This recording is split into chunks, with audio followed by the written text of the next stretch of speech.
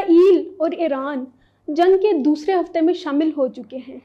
جبکہ ہم نے دیکھا کہ امریکہ کی جانب سے ایران کے 3 نیوکلیر سائٹس پر اٹیک کیے گئے، اور یہ نیوکلیر سائٹس پر اٹیک سادے بامز نہیں تھے بلکہ ان کے بنکر بامز تھے جو کہ 30,000 فٹ زمین کے اندر جا کے بلاسٹ کرتے ہیں، اور ان کی تباہی بہت زیادہ تھی۔ تاہم ایران نے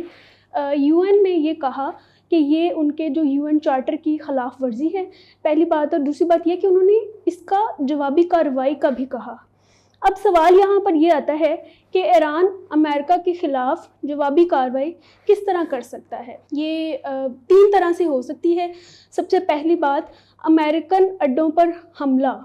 ایران کیونکہ اب تک اسرائیل پر اس طرح سے بوم کر رہا تھا، اس طرح سے بیلسٹک میزائل بھیج رہا تھا کہ وہ امریکن جو تنصیبات تھیں اور امریکہ کے جو اڈے تھے وہ محفوظ رہے، لیکن اسی دوران کیونکہ امریکہ کی طرف سے کیونکہ جوابی کارروائی کی ہے، بلکہ بہت زیادہ کارروائی کی گئی ہے، تو پھر اس وجہ سے انہوں نے کہا ہے کہ ہم امریکہ کے اڈوں کو نشانہ بنائیں گے۔ امریکہ کے اڈے بہت ساری مڈل ایسٹ کنٹریز میں ہیں، بحرین ہے، قطر ہے، اس کے علاوہ بھی ہیں، تو اب کیونکہ وہاں پر وہ ان کو ٹارگٹ کر سکتا ہے اور وہ ایزیلی ان کے لیے ٹارگٹ ہے، انہوں نے وہ پہلے بھی کہا تھا۔ دوسری طرف آ جاتے ہیں ابنائے حرمز۔ ابنائے حرمز کی جو گزرگاہ ہے، سمندری راستہ ہے، وہ ایک تنگ اور ایک تھوڑا سا سوفسٹیکیٹڈ سا راستہ ہے، اور جہاں سے امریکہ کی تقریباً پوری دنیا کو سپلائی ہونے والی 20% جو سپلائی ہے آئل کی وہ گزرتی ہے۔ تو اب ایران کہہ رہا ہے کہ میں اس راستے کو،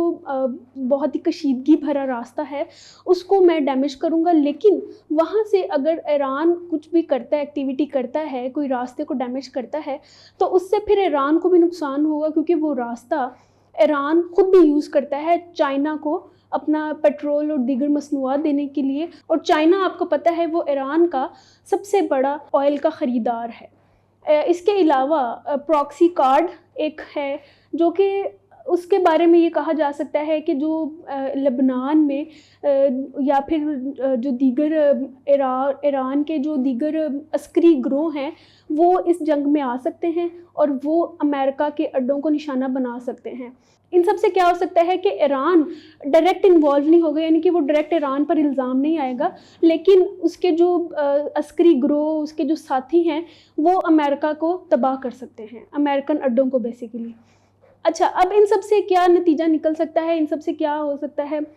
یہ اگر تو جس طرح ہم نے دیکھا ہے اب تک دوسرے ہفتے میں جو ایرانی میزائلز تھے ان کی تعداد 100-150 سے کم ہو کر صرف 30 ہوگی، اور اگر یہ مزید لمبے عرصے کے لیے چلتا ہے تو یہ میزائل اور بھی کم ہو سکتے ہیں، اور اب ایران کو بھی اس سب کے بارے میں سوچنا چاہیے۔ لیکن ایران کا مسئلہ یہاں پر یہ ہے کہ وہ ٹیبل ٹاکس بھی جا رہا ہے، لیکن اس کو سمجھ نہیں آ رہی ہے کہ میں ایک طرف ٹیبل ٹاک کروں اور ایک طرف میرے پہ مسلسل بمباری اور کشیدگی میرے پہ بڑھی جائے گی۔